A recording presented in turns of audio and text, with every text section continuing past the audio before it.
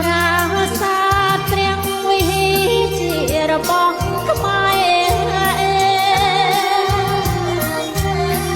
មិនអាចកែ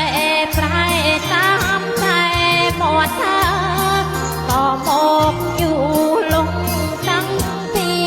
ដូនតាបុព្វកែបរាប្រាសាទខ្មែរ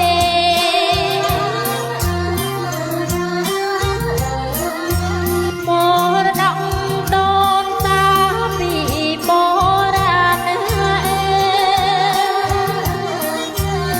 ខ្មែរគ្រប់រូបប្រាណត្រូវរក្សាថែលើដីកម្ពុជា